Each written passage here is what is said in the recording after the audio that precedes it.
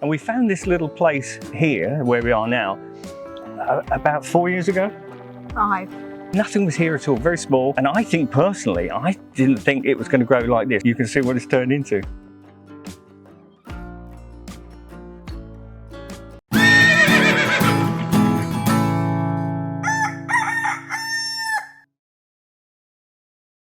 Okay, hi, I'm Steve and I'm Emma's father.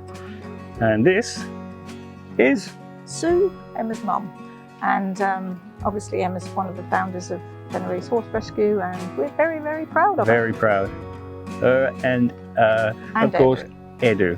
When they got together, sparks happened, and this, this is the result. So yeah. Let's tell you a little bit about it.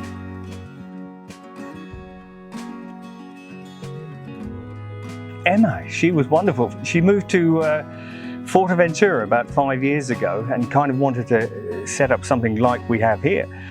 Sue and I went to Fuerteventura and we all began to look for land and places over there, but it really wasn't viable. So Sue suggested, I think, was it you, suggested coming to Tenerife because we knew somebody here. Sue and Emma came just for a holiday and a reconnaissance really, and found that they loved it here. And we came on holiday, we loved it also, and one thing led to another. And we found this little place here, where we are now, about 4 years ago? 5. Was that 5 years ago? And it was so small, there's only one building, and I think probably you've seen it on the programs. This wasn't here, nothing was here at all, very small, and it was affordable, so we all said, yeah, let's do this, and we bought it. And I think personally, I didn't think it was going to grow like this. I thought Emma was going to have maybe a couple of horses, a couple of dogs, maybe live here at weekends, just a little hobby. And wow, you can see what it's turned into.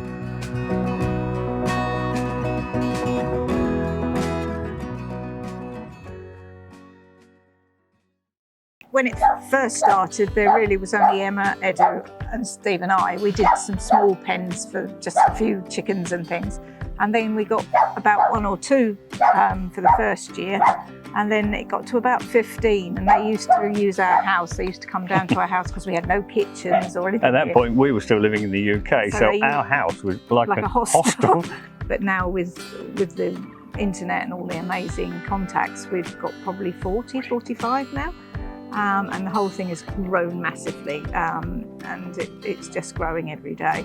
A year from now, I haven't got a clue what to expect because every week brings something new here, but whatever it is, it'll be growing and it'll become more established in Tenerife. I love it. I'm absolutely pro it. I think it's marvellous, and I think they've done so well.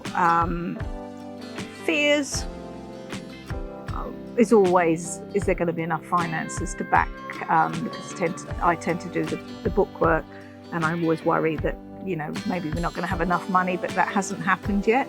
And now we're doing that march in March. Hopefully we'll raise some money as well. So mine is always a financial worry. I always worry about Emma not having enough time off, and Eddie really, but Emma especially, obviously my daughter, and she just works so hard. You can never switch off from it. Come bedtime, you're still thinking about it, and in the morning you have to do stuff again. So, and we hardly get to see her. And when we came here, I think we moved here 2 years ago to live, Sue and I. And I think Edu and Emma said, once a month or once every couple of months, we'll have a weekend and we'll go away for like 2 nights or something. We've done it once in 2 years. Yeah, or something crops up, another animal, So from a daddy's point of view, it's sort of that she's not going to exhaust herself. I just like her to, because she has created something, with Edu of course, but created something so wonderful in these couple of years.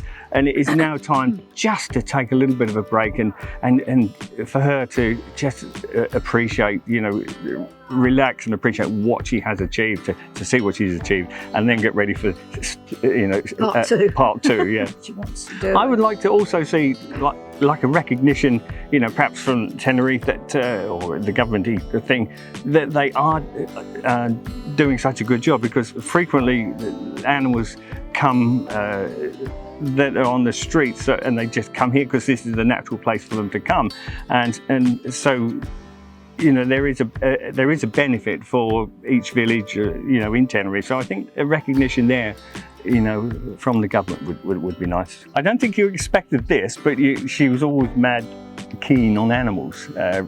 She rescued animals. We had quite a big garden in the UK, and a wildlife garden. I was always interested in chickens and wildlife, and she was always rescuing something. So we knew it would be something to do with animals. But as I said earlier, I thought she'd just have this place when it was small, 2-3 horses, a couple of dogs, cats and chickens, and the good life. But when she was small, she was always bringing home an injured rabbit or an injured bird from the road, and oh mum, can we just try and keep this bird alive? And then she had guinea pigs which she bred, and chickens, and there was always animals. Yeah. And prior to that, before she was born, we had goats and sheep and all sorts ourselves. So it's sort of come from us, really. I think the fact, and her granddad was worked on a farm, and he loved horses and had horses. So I think that's pretty genetic right through us all, really.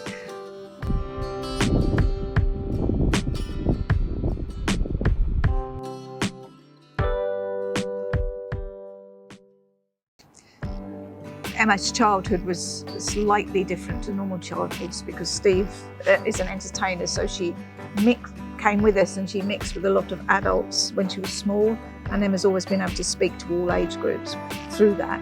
Yeah, we travelled all over the country with him singing, and I've always, I've been with them, but I trained as a massage therapist and aromatherapist, so everything was slightly different in our life, probably. For Emma's upbringing, she experienced maybe her different peers things at school. So it was never going to be an easy ride for her. She didn't like school very much anyway. Although she's reasonably academic, she was bored with it. So I'm not at all surprised Emma's the way she is. But as you say, this place is attracting like-minded people. It's a very tranquil place, and people, wow, how do you say, they're not dropping out as such, which you would have said in the 60s, I suppose, but there's just that element of just calmness here. People want to be here, for the self-sufficiency thing. It's beginning to attract now the right people for the right cause. Sustainability. It's just. It's working. There we must talk about Edo, who is absolutely amazing at being sustainable and getting all materials. He's the man behind that one.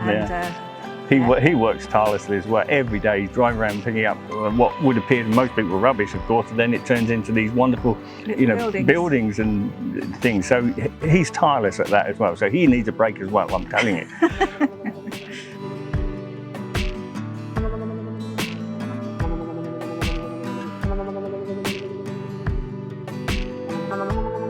I run the charity shop, which is up the top here, which is a great thing because we do get some lovely donations, and it's nice for the people that come and visit to come in, and also obviously the volunteers find things there, and so I do that. I also do the monthly accounts and take them to the accountant. I do a lot of the washing of the big sheets and the big blankets when they change over in the rental yurts and things. Do I do anything else? Oh, and I help with little most days. So yeah, I'm fairly involved.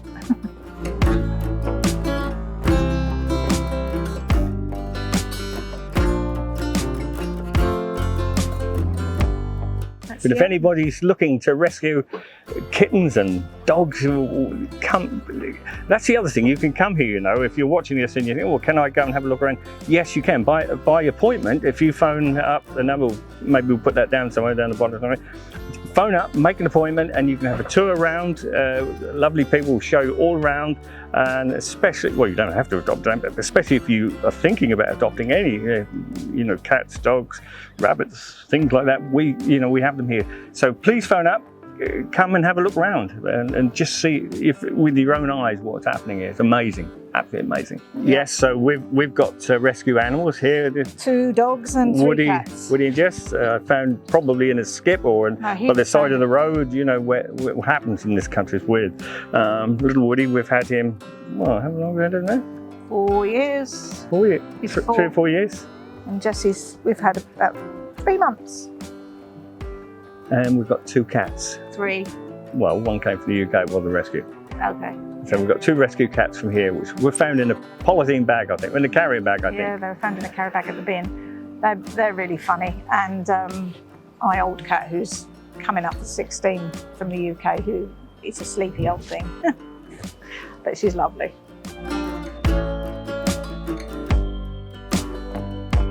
What animals? Yeah, hundreds. Yeah, we get asked this, hundreds and hundreds. Emma always says about 400, but I don't know really. I mean, that's counting ducks, poultry and chickens. Yeah, I think it is, but I think we've got 20 horses and probably 25. I don't know actually. I don't know. 40 dogs maybe. I don't know. Woody was her first. Not Woody. Well, actually, Iggy. no. Actually, we could go back before about Iggy. Emma's first rescue was Iggy, who is now 15. So that's where it started. And she rescued all sorts in England. He came over here with a cat, which we no longer have. And then I think I'm right in saying it probably was guinea pigs next, because we had quite a few of them at the house and a lot of cats. And then a horse. Yeah, we must have got the first horse. I think she got her own horse, and then it just went from there really.